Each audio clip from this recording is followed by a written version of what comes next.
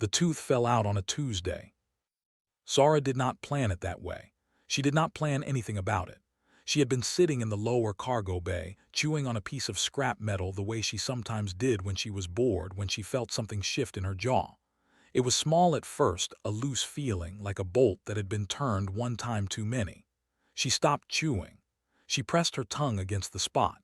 And then, with a soft little click that nobody else heard, the tooth came free. She sat very still for a long moment.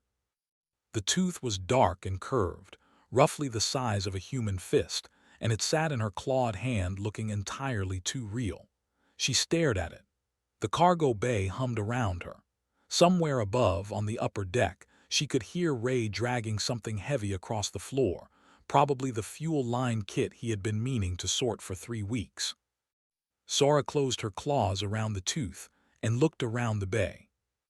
There was a loose floor plate near the corner, the one that had been rattling for months. Ray kept meaning to bolt it down. He never did. She crossed the bay in 4 quiet steps, lifted the plate with one claw and tucked the tooth underneath it. Then she set the plate back down and went to sit in her sleeping spot, which was a large section of the bay she had filled with engine parts, old star charts pinned to the walls, and a human sleeping bag that Ray had given her 3 years ago. It was too small for her now. She still used it as a pillow.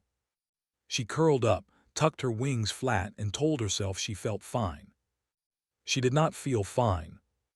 Ray came down an hour later with 2 meals, a tray of reheated ration blocks for himself, and a wrapped parcel of smoked fish for her. He did this every evening without fail, which was something she had never told him she noticed, even though she absolutely did. He set the fish parcel beside her and sat down on the old cargo crate he used as a chair. He opened his ration tray. He did not say anything for a moment, just ate quietly, which was one of the things about him that she had always found easier than most things about most people. Then he looked at her. She looked back. "You're not eating," he said. "I'm not hungry," she said. He looked at the fish parcel. He looked at her. "You're always hungry." "I am not always hungry. That is an exaggeration. Last week you ate a box of steel couplings because you were bored." "I was hungry then." "Right," he ate another bite. "So what's wrong?" "Nothing is wrong." He did not argue. That was something Ray did that almost nobody else did. He did not push. He just looked at her with that calm, steady look that somehow made her want to say everything, and then he waited, and she never said everything, and he accepted that too. "Okay," he said. She looked at her wings. They were tucked tighter than usual, and she was aware of this but could not seem to relax them. "My jaw hurts a little," she said finally. "I bit something earlier." He frowned. "You need me to look at it?" "No." "Does it need anything?" "No." He nodded slowly. "Okay, eat when you can." He picked up his tray, stood up, and paused. He looked at her once more, that same calm, reading look, and then he went back upstairs. Sara waited until his footsteps were gone.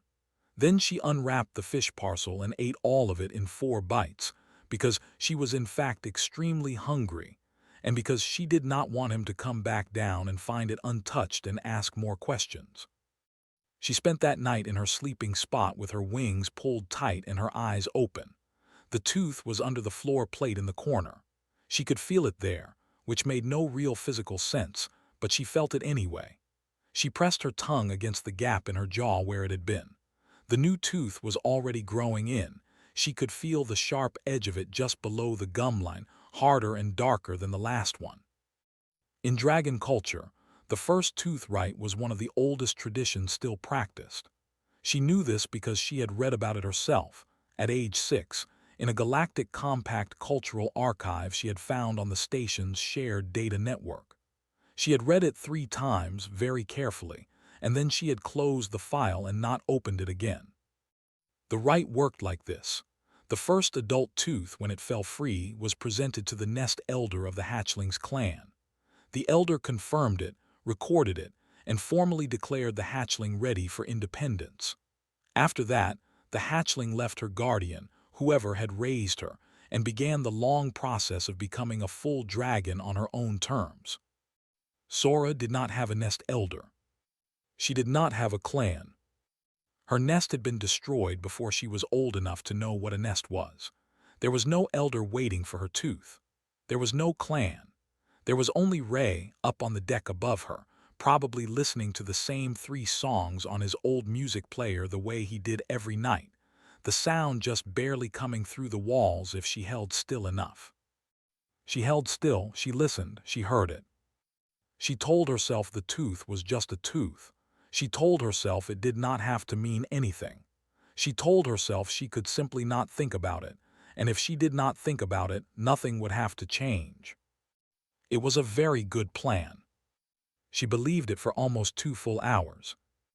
Then Velt Station's medical monitoring system, a passive sensor grid that Ray had signed her up for on her first week at the station, because he had been so worried about her eating habits as a hatchling that he had registered her for every available health check, quietly flagged the biometric change in her jaw structure. A tooth had been shed. The data was logged. A notification was sent automatically to her galactic compact file. Sora did not know any of this. She was asleep by then, breathing slowly, her tail curled around the old sleeping bag, the star charts rustling faintly on the walls around her. Upstairs, Ray finished his last meal, turned off the upper bay lights, and sat for a while with his music player and his thoughts. He was not thinking about anything important. He was thinking about the fuel line couplings he still needed to sort, and whether there was enough fish in the cold storage to last the week, and whether Sora's jaw was actually okay or whether she was just saying it was. He thought about the way her wings had been pulled in too tight. He thought about how she had not eaten right away, which she always did. He thought she is hiding something. He did not know what. He did not push. He turned off the music player, stretched out on his bunk, and told himself he would check on her in the morning. Downstairs, under the loose floor plate, the tooth sat in the dark. Outside Velt Station, somewhere in the deep and quiet dark between stars, a galactic compact notification arrived at the office of a dragon elder. The elder's name was Rin. She read the notification once. Then she began to make arrangements. There were exactly 2 people on Velt Station who Ray would go to when something was wrong and he could not name what it was. One of them was Sora, and she was the problem. The other was Dova. Dova ran the station. She had been running it for 11 years, through 3 fuel shortages, 2 docking disputes with Theric cargo fleets, and 1 incident involving Sora and a supply drone that nobody ever fully explained in the official report. She was short, gray-haired, and had the particular kind of patience that comes not from being calm, but from being tired enough to stop being dramatic about things. Ray found her in her office the next morning, eating breakfast over a stack of cargo manifests. He sat down across from her without being invited. This was normal. He pulled up the photo he had taken of the floor plate in the cargo bay, not the tooth itself, which was still hidden, but the slight scuff marks around the plate edge where something had been pressed down. "I think Sora hid something under the cargo bay floor plate last night," he said. Dova looked at the photo, then she looked at Ray. "Did you lift the plate?" "No." "Why not?" "Because if she hid it on purpose." Dova set down her fork. She looked at the photo again for a long moment. Then she opened her desk drawer, pulled out a small data pad, and brought up the station's passive medical monitoring system. The same one Ray had signed Sora up for 9 years ago, when Sora had been the size of a large dog and Ray had been convinced she was not eating enough, which turned out to be correct. She found the log entry from the previous night. She read it. Her face did something careful and contained. "Ray," she said slowly, "did Sora seem different to you yesterday?" Her wings were pulled in too tight. She said her jaw hurt. Dova set the data pad flat on the desk and turned it so he could see the screen. He read the entry. It was short. It said that a first tooth shedding event had been detected in the registered patient. That was all. Ray read it twice. "A tooth," he said. "Yes." "She lost a tooth and hid it under the floor." "Yes." He looked up. Why would she hide a tooth? Dova picked up her fork again, then put it back down because this was not a fork moment. She turned to her main console and pulled up the Galactic Compact Cultural Database. She typed 3 words. The screen filled with a long entry, and she scrolled it slowly, reading ahead of him, her expression getting more careful as she went. She summarized it for him. She did this the way she did most things, plainly, without softening the edges, because she had found over many years that Ray did not want soft edges. He wanted to know what was actually happening. The first tooth rite, she explained, was one of the oldest traditions in dragon culture still in active use.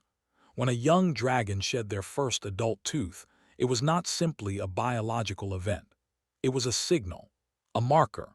The tooth was meant to be presented to the nest elder of the hatchling's clan, who would confirm it formally and declare the hatchling ready to begin independence.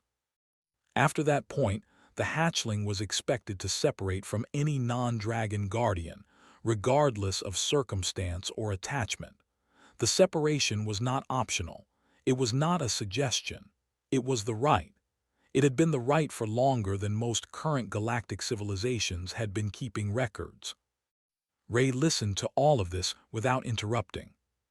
When she finished, he said, "What happens to hatchlings with no clan?" Dova turned back to the console. She scrolled further. She found the section on unclaimed hatchlings, those who had no nest elder, no surviving clan, no formal dragon lineage to present the tooth to. The Galactic Compact had a protocol for this, because the Compact had a protocol for nearly everything. Unclaimed hatchlings, upon first tooth, were to be transferred to the care of the nearest registered dragon elder. The elder would receive the tooth, perform the rite, and take responsibility for the hatchling's proper development going forward. The protocol was automatic. The notification was sent the moment the biometric event was logged. She did not need to tell him the notification had already gone out. He had read the log entry. He understood what automatic meant. "Which elder?" he said. She looked it up. "Elder Rin. She holds the nearest registered territory. She is." Dova paused, reading. "She is very old, one of the oldest currently active elders in the Compact Registry." "Where is she now?" Dova checked the transit records. She was quiet for a moment. "She filed a travel route last night. She is already on her way here." A pause. "Estimated arrival, 11 days." The office was quiet. Outside the window, Velt Station's docking arm was lit in the pale blue of morning cycle lighting. An etheric cargo hauler was running its pre-departure checks, and somewhere in the lower bay, Sora was probably pretending nothing was wrong. "Does Sora know Rin is coming?" Ray asked. Dova looked at the screen. The Compact notification system sends an automatic alert to the registered file of the hatchling when a transfer protocol is initiated. So, she checked. Yes, the notification went to Sora's file at the same time the transit route was filed, last night. Ray was quiet for a while. Sora knew. Sora had known since last night that an elder was coming. She had known, and she had not said anything, had sat there with her wings pulled in too tight and her jaw hurting, and told him nothing was wrong. He thought about her face when she had looked at him the night before, that careful, held-still look she got sometimes, like she was deciding very precisely how much to say. He thought she is scared. He thought she does not want to go. He did not say any of this out loud. He thanked Dova. He stood up. He went back down to the lower bay, retrieved his fuel line coupling kit from the shelf where it had been sitting for 3 weeks, and started working on it. It was a long job. He did it slowly and steadily, the way he did most things. Sora came down an hour later. She landed on the scaffolding above him with her usual lack of grace, which made all his tools rattle. She looked down at him. He looked up at her. "What are you doing?" she asked. "Fuel line couplings," he said. "Hand me the number 4 wrench." She picked it up with two claws and dropped it down to him. He caught it. She settled on the scaffolding, folding her wings carefully, and watched him work. "I found something to read last night," she said. "Anything good?" "An old navigation manual. Very boring, a lot of numbers." "Sounds right." She was quiet. He worked. After a while she said, "Ray." "Yeah." "Nothing, never mind." "Okay." She stayed on the scaffolding for another hour while he worked. She did not say what she had almost said, but she stayed, which was its own kind of thing, and Ray kept working, and neither of them mentioned teeth or elders or the 11 days that had just started counting down. That evening, when he checked the cold storage, he found she had already restocked the smoked fish supply without being asked. He stood there looking at it for a moment. Then he closed the storage door, went upstairs, and started the music player. 3 songs on rotation, same as every night. He listened until he heard her settle in below. Then he sat down and started reading everything he could find about the first tooth rite. He read for a long time. Sora had read enough of the Galactic Compact legal code to know that the first tooth rite required a formal presentation. The tooth did not simply exist. It had to be physically offered. The hatchling had to hold it out with both claws in front of a registered elder and speak the 3 words of the opening declaration in old-form dragon tongue. Without that moment, that specific, deliberate, physical act, the rite could not officially begin. She reasoned, therefore, that if she never presented the tooth, the rite could never start. She was aware this was not a long-term plan. She was aware that Elder Rin was already on her way. She had received the compact notification at the same moment. Rin had filed her transit route, and she had read it 3 times in the dark of her den while Ray's music played through the wall, and then she had put the data pad face down and told herself to go to sleep, which had not worked at all. But the plan was what she had, so she kept it. She spent the next 4 days being extremely normal. She helped Ray sort the cargo manifests that came in from the weekly supply run.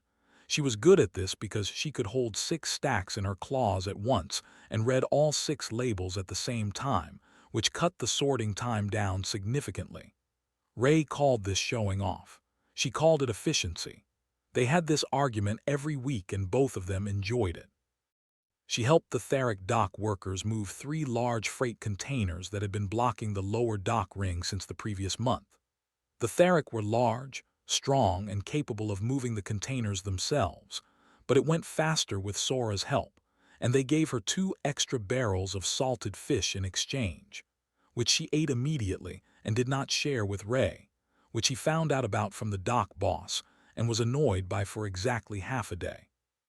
She sat with Ray in the evenings while he did maintenance work or read old technical manuals. He collected them, which she thought was strange, though she had never said so.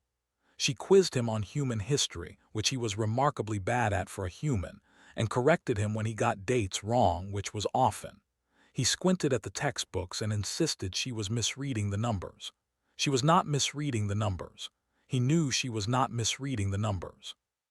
This was also a weekly argument, and both of them also enjoyed this one. She was very, very normal. She was also not sleeping well, and her wings kept pulling in tight when she wasn't paying attention to them. And twice, she caught herself about to say something to Ray and stopped herself and said something else instead, and she did not think he noticed any of this. He noticed all of it. He said nothing. He kept showing up with the fish parcels in the evening and the history textbooks and the maintenance work, and he let her be normal, and she was grateful for this in a way she had no words for in any of the 4 languages she spoke. The rest of Velt Station noticed too, in its own way. The Theric dock boss, whose name was a sound that Ray could not pronounce and had long since given up on, left an extra barrel of fish outside her den one morning with no explanation. The Sullivan trading family who occupied the upper market ring sent their eldest member to her den with a woven worry cord, a traditional Sullivan comfort gift, and Sora accepted it quietly and wore it around her left foreleg where it was mostly hidden under her wing. The three humans who ran the commissary started keeping her preferred fish in stock without her asking, which had never happened before. Nobody said anything about it. They just quietly adjusted around her, the way people on small stations learn to do. On the fifth day, Ray cleared out a section of the cargo bay to make room for an incoming supply shipment. This was necessary. The shipment was large. The bay had accumulated a considerable amount of clutter over the previous months: old couplings, broken sensor housings, stacked empty crates, and one large piece of hull plating that had no business being there, and that neither of them could remember putting there. He cleared the crates first, then the sensor housings, then he worked his way toward the corner. He found the loose floor plate. He stood there for a moment looking at it. He had been meaning to bolt this plate down for months. He crouched, took hold of the edge and lifted it. The tooth was there. It was wrapped in a piece of star chart paper, old paper, the kind with the dark background and the small white points of light printed on it. He recognized it. It was from the first set of star charts he had ever pinned to the den walls, the ones he had put up before she had hatched because he had read somewhere that hatchlings responded well to familiar visual patterns, which had turned out to be not entirely accurate but which she had kept on her walls anyway, for 9 years. He picked up the wrapped tooth. It was heavier than he expected. He held it for a moment, feeling the weight of it through the paper. Then he very carefully unwrapped one corner, just enough to see the tooth itself, dark and curved and real. And then he wrapped it back up, folded the corner down the way he folded things, with the corners tucked in square, and put it back exactly where he had found it. He replaced the floor plate. He finished clearing the bay. He moved on to the next section, and finished the job, and did not say anything to anyone.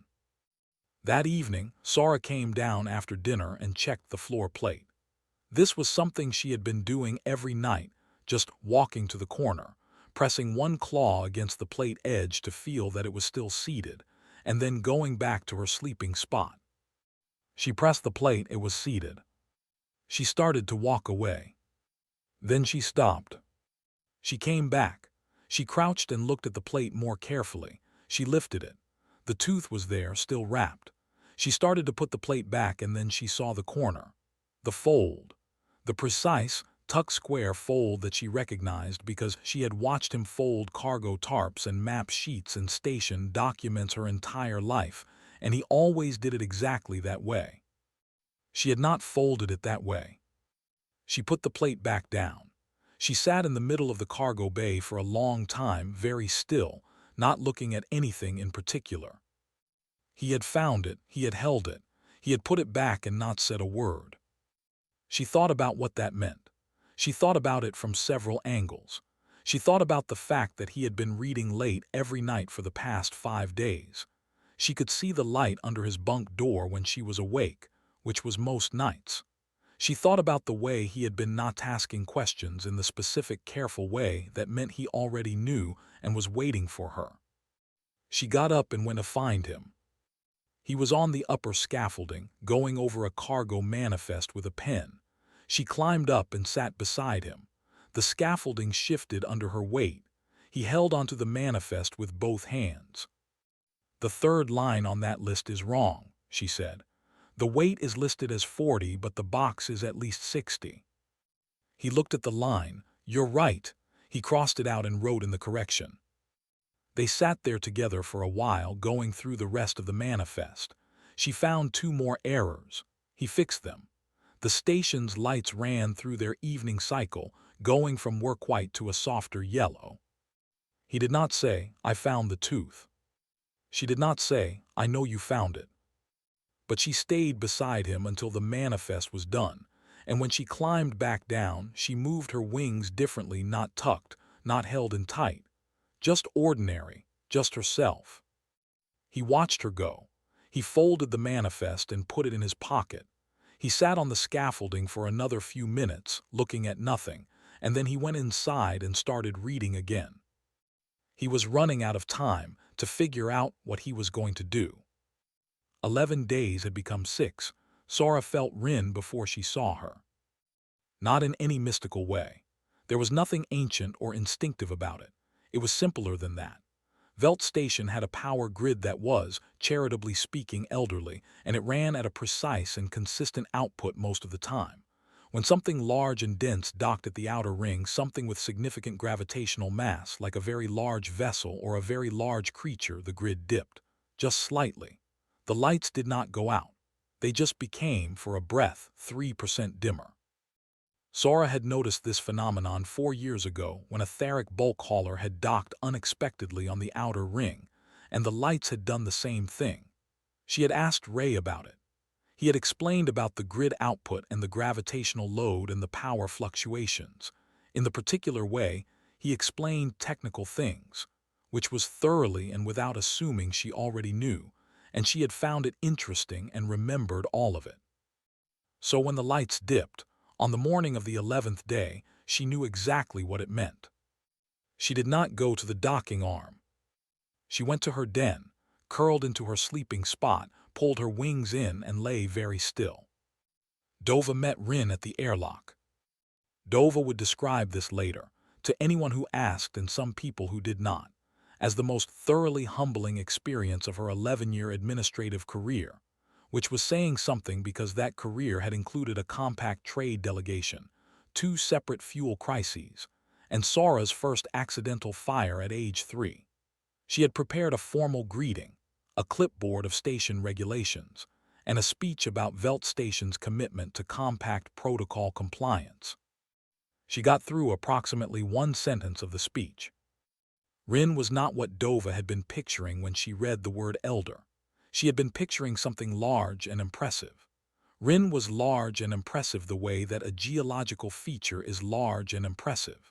She was so old that her scales had gone past color into something that was mostly dark iron and shadow, and her wingspan, when she moved through the outer airlock, briefly blocked out the dock lighting entirely.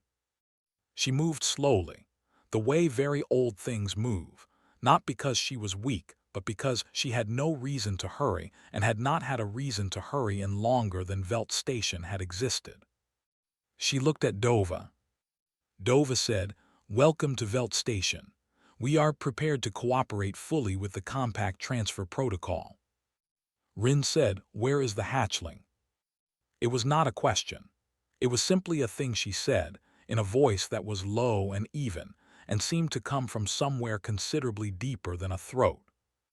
"She is in the lower cargo bay," Dova said. "Her designated living space. I can." "And the human?" Dova paused. "Ray is also in the station." Rin looked at her steadily. "I have read the file. I understand the situation. I will see the hatchling in due time. First I will see the station." She moved past Dova into the corridor, her claws making almost no sound on the floor plates, the dock lighting fluctuating gently as she passed each power coupling. "Walk with me." Dova walked with her. Ray met them in the main corridor intersection, which connected the docking arm to the central station ring. He had clearly not planned to meet them here. He was carrying a toolbox, and his work jacket had a grease mark on one sleeve that he had not bothered to clean off. He stopped when he rounded the corner and found himself 3 steps from the largest living creature he had ever stood next to. Rin stopped too. They looked at each other. Rin was, in terms of pure physical comparison, the kind of entity that made the word large feel completely inadequate. One of her forelimbs was longer than Ray was tall. Her head, held low in the corridor at a comfortable resting position, was level with his chest. She looked at him with eyes that were old gold and very still, and did not blink. Ray set his toolbox down on the corridor floor. "You must be Elder Rin," he said. She was quiet for a long moment. "You are the human," she said, "the one who raised the hatchling." "I'm her dad," he said. The words came out simply, without weight or drama, the way he said most things. They were just words. They were also, apparently, words that Rin had not been expecting, because she held still in a new way, the way something holds still when it is actually listening rather than simply waiting. "That is not a category that applies to your species in relation to mine," she said. "I know," he said. I'm her dad anyway." There was a pause. It was a long pause. The kind of pause in which, if you were Dova, you did a great deal of silent calculation about what was going to happen next and did not arrive at any confident answers. Then Rin said, without looking away from him, "The rite requires the tooth to be presented. It requires it to be presented to an elder. I am the only available elder. The protocol is clear." "I know what the protocol says," Ray said. "And yet you are here." "I live here," he said. "I work here, she lives here. All of this has been true for 9 years." Rin looked at him for another long moment. Then she moved past him, continuing down the corridor, and he stepped to the side to let her pass. She was close enough that he could have touched her, which he did not do. She paused without turning. "Do not attempt to prevent this process. It is not something that can be prevented." "I'm not planning to prevent anything," he said. She moved on. Ray picked up his toolbox. He looked at Dova, who had been standing 2 steps back through all of this, watching with the expression of someone who has stopped trying to predict outcomes. "How long until she wants to see Sora?" he asked. "I don't know. She said she would see the station first." He nodded. "Good," he thought for a moment. "I need to get something from the den." He went. Downstairs, Sora was still in her sleeping spot, absolutely motionless, her eyes open and fixed on the ceiling. She could feel the power grid fluctuating in a slow, rhythmic pattern as Rin moved through the station above her. It was a strange feeling, like a pulse that was not hers. Ray came in and sat with his back against the outer wall, beside the den entrance, the way he used to sit when she was small and wouldn't settle down. He set the toolbox beside him. He didn't go in, he just sat there. She could hear him. She could hear him breathing, and the small sounds of him settling his back against the wall, and the faint creak of the floor played under him. She lay still and listened to these sounds, and found that they were easier to listen to than the pulse of the power grid. After a while he said quietly, "I know about the tooth." She was still. "I know about Rin. I know about the rite." He paused. "I know you got the notification the same night the tooth fell out. I know you've been sitting on all of it for 11 days. The den was very quiet. "I'm not angry," he said. I don't know what I am exactly. I'm working on it." She didn't speak. "She's on the station," he said. "Rin, she's walking around up there right now." "I know," Sora said. Her voice was very small for something her size. "Are you going to make me go?" she asked. He was quiet for a moment. She could hear him thinking, not literally, but she knew his silences and what they meant, and this one meant he was being careful. "I'm going to go talk to a dragon elder," he said, "which is probably either the bravest or the most completely idiotic thing I have ever done. And I have genuinely done some idiotic things. You've seen the maintenance reports." There was a pause. "The 3rd-year coolant incident," she said very quietly. "I was having a difficult week. You said that at the time. The ceiling still has a mark." "The ceiling has many marks." It was not quite laughing. It was something just beside laughing, a loosening, a breath. She uncurled her tail slightly from around the sleeping bag. He sat against the wall and did not move. "Get some rest," he said. "I'll come back." He picked up the toolbox and stood. He did not tell her it would be fine. He had never told her things were fine when he didn't know yet if they were. That was one of the things she had always trusted about him. She heard his footsteps go up the stairs. She lay in her den and listened to the slow pulse of the power grid, Rin's presence moving somewhere above her, and she waited. Dova tried to talk him out of it over breakfast. She tried methodically and thoroughly, which was the only way she did anything. She listed the relevant points. Rin was one of the oldest registered dragon elders in the Galactic Compact. The Compact Transfer Protocol had been in active use for centuries. It had legal standing across 42 member systems. Ray had no formal diplomatic credentials, no legal representation, and no standing in compact cultural proceedings of any kind. He was a station mechanic. He had a grease mark on his jacket that he still had not cleaned off. He ate his ration blocks and listened to all of it. "Are you going to request the meeting anyway?" Dova asked. "Yes," he said. She looked at him for a long moment. Then she refilled her own drink, sat back down, and said, "Then I'll set it up." The meeting room was the largest open-plan bay on the station, a repurposed cargo processing space on the inner ring that had not been used for its original purpose in 3 years. It had a high ceiling, which was the main requirement. Everything else was beside the point. Ray arrived first. He had cleaned off the jacket.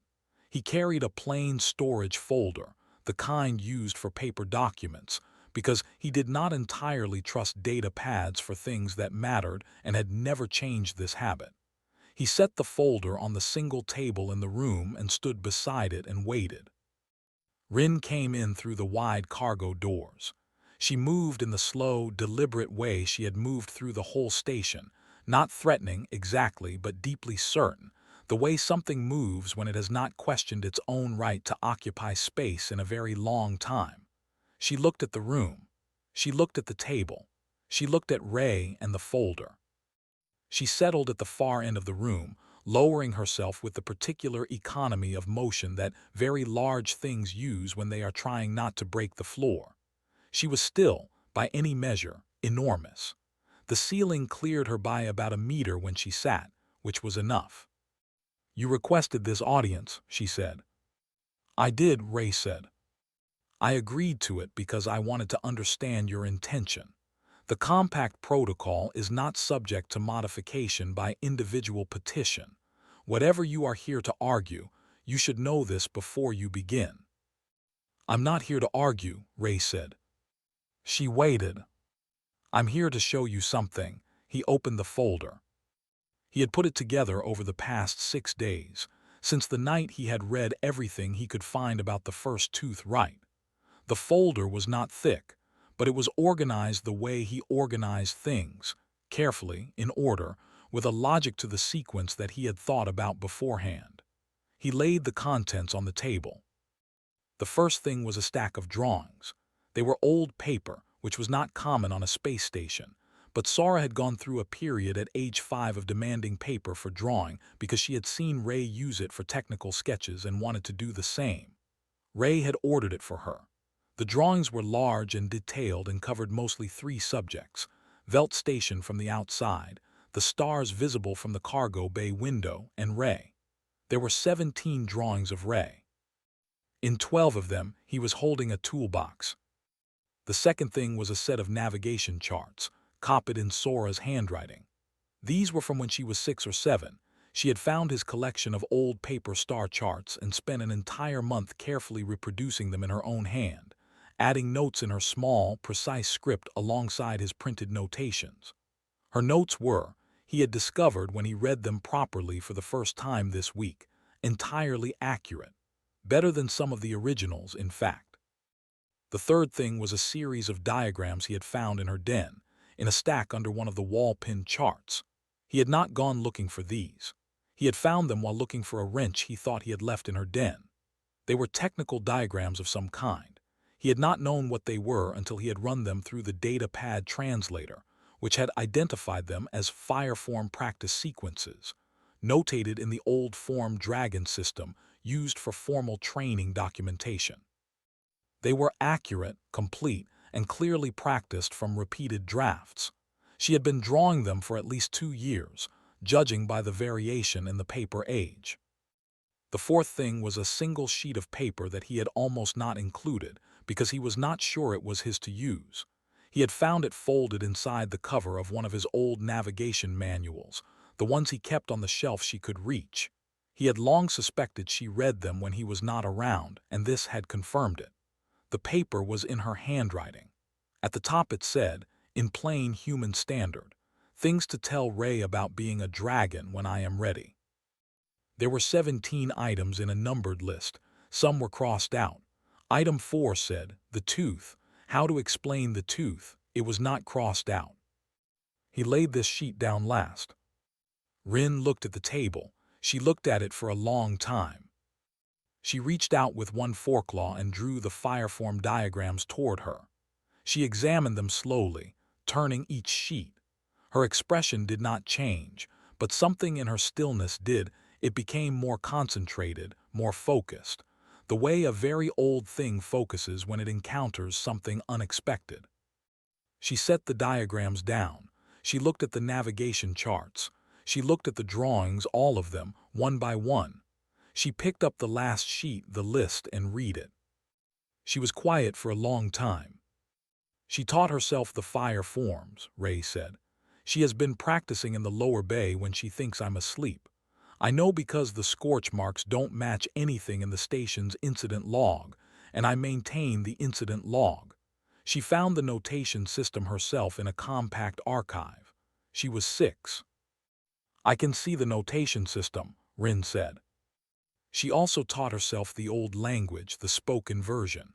I heard her once late at night when I was passing the den. I did not know what language it was. I had to look it up. He paused. She did all of this on her own. Nobody told her she needed to. She wanted to know where she came from. Rin set the list down. She looked at Ray. You understand what the rite requires, she said. It requires separation. That is not incidental to the tradition. It is the tradition. A hatchling who has never tested herself alone has not reached independence. She has merely reached attachment. The attachment is not the same thing. I know, Ray said. I'm not saying she shouldn't do the right. I'm not saying she shouldn't become a full dragon, whatever that takes. I'm saying she has been doing the work this whole time without anyone asking her to. And I'm saying that she is afraid, not of you and not of the right. She is afraid that completing the rite means losing the only home she has ever had. He looked at Rin directly. That is what I wanted you to know. Rin was very still. The lights in the cargo bay flickered once, gently. What do you want from this conversation? She asked. I want my daughter to have a choice, he said. She has shown readiness. Let her demonstrate it to you, and then let her decide what she does with it. The word choice hung in the air. It was not a word that appeared anywhere in the compact protocol. It was not a word that had appeared in any of the documentation Ray had read about the first tooth rite. It was an entirely human word, in the sense that it reflected an entirely human way of thinking about how things should go. Rin looked at him for a long time. Then she said, "Bring me the tooth." Ray closed the folder. He stacked the papers, put them back inside, and tucked the folder under his arm. He had not expected that. He was not certain what he had expected. He looked at Rin, who was already settling back into her patient stillness, and he understood that this was not a concession, it was a step. He did not know yet what step it was, in which direction. He just knew he had been given one. "I'll be back," he said. She did not answer. She did not need to. He went downstairs. Sora was in her den, lying with her eyes open, not looking at anything. She heard him coming. She was still when he came in and sat down beside her sleeping spot on the old cargo crate. He told her what had happened. All of it, the diagrams, the list, the fireform charts. He told her that Rin had asked to see the tooth. He told her he did not know what would happen next, and he did not tell her it would be fine, because he still did not know if it would be. "She wants the tooth," Sora said. "Yes." "And you told her about the fire forms?" "Yes." She was quiet. "Those were private." "I know, I'm sorry," he meant it. "I thought it mattered." She considered this for a moment. Then, "You went in there alone?" "Yes." "To talk to a dragon elder?" "Yes." You were not afraid?" He thought about it. "I was very afraid. I'm still afraid. She's enormous and extremely old, and I am extremely not either of those things." He paused. "I went anyway." Sora looked at him. He looked back. She reached under the floor plate. She retrieved the tooth, still wrapped in the star chart paper, and held it in her claws. It looked small in them, though it wasn't. "Okay," she said. He stood. She rose, unfolding herself from the sleeping spot. He was aware in a way he sometimes forgot in daily life, genuinely large, a young dragon, still growing, already significantly bigger than anything the station had been designed to accommodate. She held the tooth carefully. "Ray," she said. "Yeah. The third-year coolant incident. I never told you this, but the reason the valve failed was because I sat on the pipe. By accident. I thought I had fixed it before you noticed." He stared at her. "That was my fault. I filed the report. I said the valve was defective." "It was also defective," she said fairly, "but I sat on it first." There was a long pause. "We are going to talk about this later," he said. "Yes," she agreed. They walked upstairs together. Word travels fast on a small station. Nobody announced it. Nobody sent a message or posted a notice on the board outside the commissary. It just moved through the Tharic dock crew, who had seen Ray and Sara walking through the main corridor together, Sara carrying something wrapped in old paper, through the Sullivan family, who had heard the dock crew talking, through the 3 commissary humans who heard everything eventually. By the time Ray and Sara reached the cargo bay doors, there were about 15 people gathered quietly in the corridor outside the bay window, none of them saying anything, all of them looking in the same direction. Dova was already there. She had a clipboard. She had stopped pretending the clipboard was necessary. Sara looked at the people in the corridor. She looked at the bay window. She looked at Ray. "They do not have to be here," she said. "No," he agreed, "but they are." He looked at them, the dock boss with his arms folded, the Sullivan elder with her hands folded, the commissary humans leaning against the far wall. "They live here too." Sara considered this. Then she went through the cargo bay doors. Rin was exactly where Ray had left her, settled at the far end of the bay, still and enormous and ancient. She watched Sara walk in. Sara walked in the way she walked when she was trying to seem unconcerned, which was with her head up and her wings pulled back just slightly, not tight, just held. It was a different kind of held than the tucked wing hiding she had been doing for 11 days. This was something deliberate. She stopped in the center of the bay. She looked at Rin. Rin looked at her. Sara stood there for a moment. Then she spoke. She did not speak in human standard, which was the language she used for everything, for Ray, for Dova, for the dock crew, for her history textbooks and navigation manuals and cargo manifests. She spoke in old-form dragon tongue, the spoken version that had not been in common use for 200 years, that she had found in a compact archive at age 6 and taught herself in secret, practicing alone when she thought no one could hear. She spoke the 3 words of the opening declaration of the first tooth rite. The words were short. They did not sound dramatic.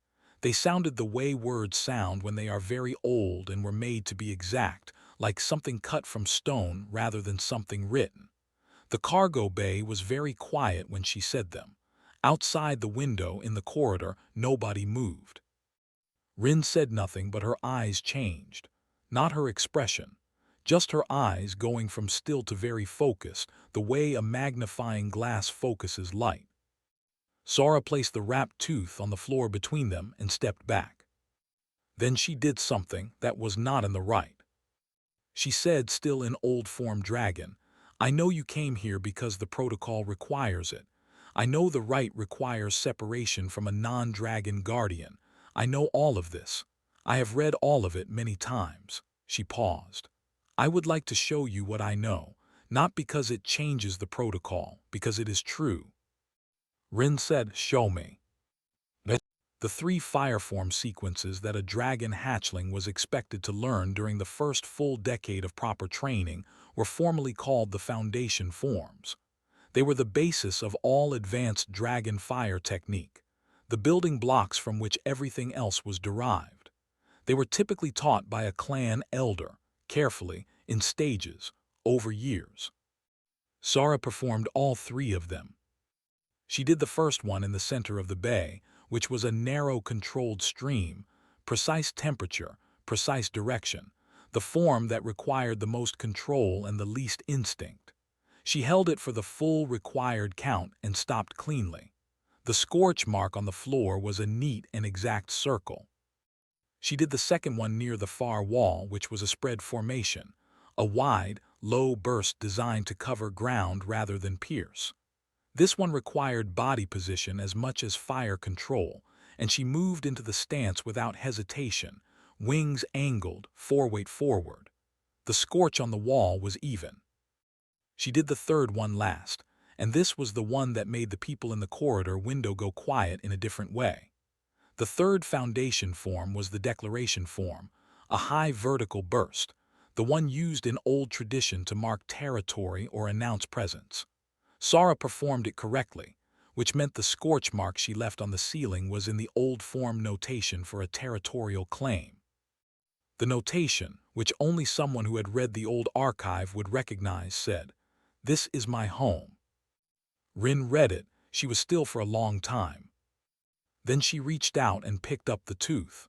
She turned it in her foreclaw, examining it in the way that was specified in the rite, inspecting the root formation, the density, the development markers. She looked at it for a long time. She said in old form dragon, "The tooth is received. The rite is confirmed. The hatchling has demonstrated readiness." This was the compact protocol. This was what the rite required. Everything after this was, by any legal standard, complete. Then Rin said something else. She said it in old form dragon slowly, as if choosing each word with considerable care, and Sora heard it and went very still, and Ray, who did not speak old form dragon and could not follow it, watched Sora's face instead and tried to read what was happening there. What Rin said was this, that the terms of separation, in cases where the elder deems it appropriate, had always been at the elder's discretion, that this had been part of the rite since before the compact existed, in the older tradition that the compact had codified but not entirely captured, that the separation was meant to ensure a hatchling's growth, and that growth, in some cases, was already present.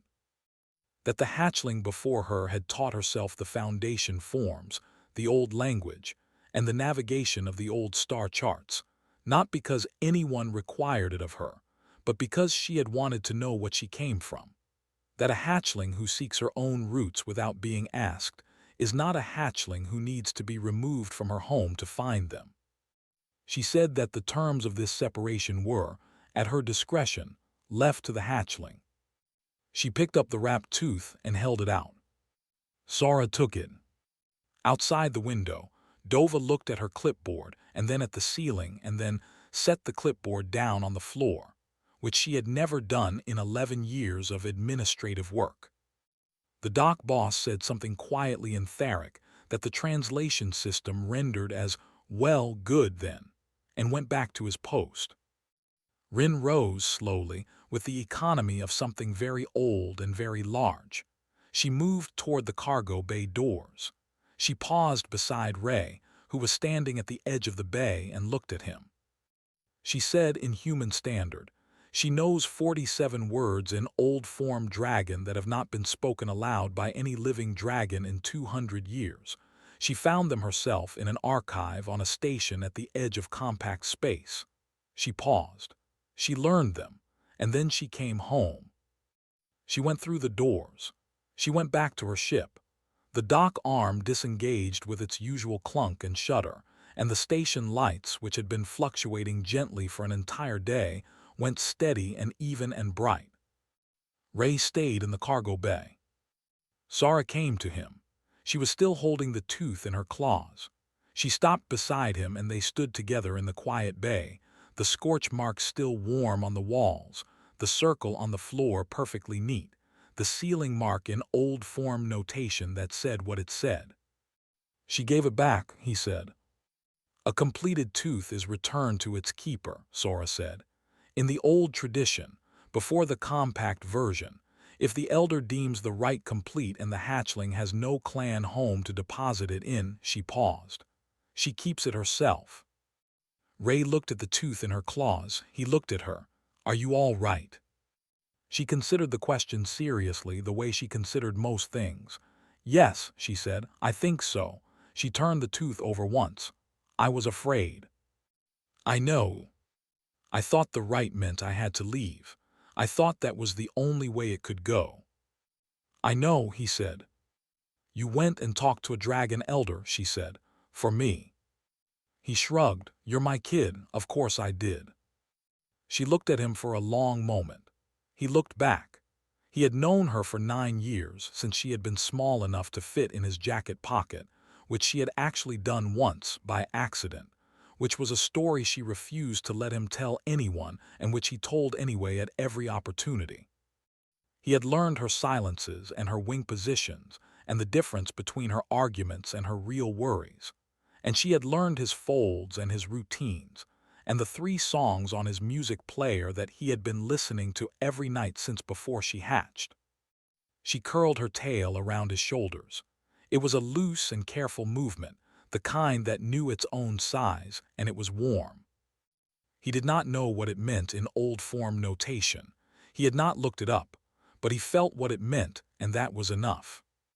You owe me an explanation about the coolant pipe, he said.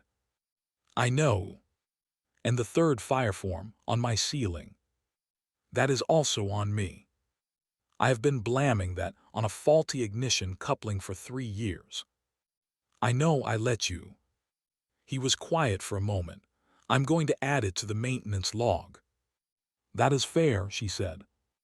Outside the bay window, the corridor was emptying as people drifted back to their various stations and jobs. The Sullivan elder picked up Dova's clipboard from the floor and handed it back to her. Dova accepted it and stood there for a moment, looking through the window at the 2 of them, the mechanic and the dragon, standing together in the scorch-marked bay, and then she went back to her office, because there were cargo manifests that needed filing and life on the station was going to continue, which was, she thought, exactly right. Upstairs, Ray's music player was still running. The same 3 songs on rotation, the way it always was. Sara could hear it from where she stood, which she had always been able to, and had never told him, and did not tell him now. She just stayed where she was, her tail warm around his shoulders, and listened. 3 weeks later, a Galactic Compact diplomatic observer filed the following report under the heading of Cultural Protocol Outcomes, Non-Standard. Outcome non-standard. The hatchling completed the first tooth rite in full compliance with cultural tradition, demonstrated competency across all 3 foundation forms, and retained current guardian status by elder discretion. Guardian profile: human, civilian, no formal training, no diplomatic credentials, no standing in compact cultural proceedings. Notes: unknown how he managed this. Classification filed under human behavior unexplained. This is entry 413. The observer paused before filing. Then added, at the bottom, in a smaller font that was technically outside the standard report format. Though on reflection it is not entirely unexplained. He showed up. He kept showing up. For 9 years he just kept showing up. Perhaps that is, in the end, the explanation. He filed it. Nobody at Compact headquarters removed the note. It stayed.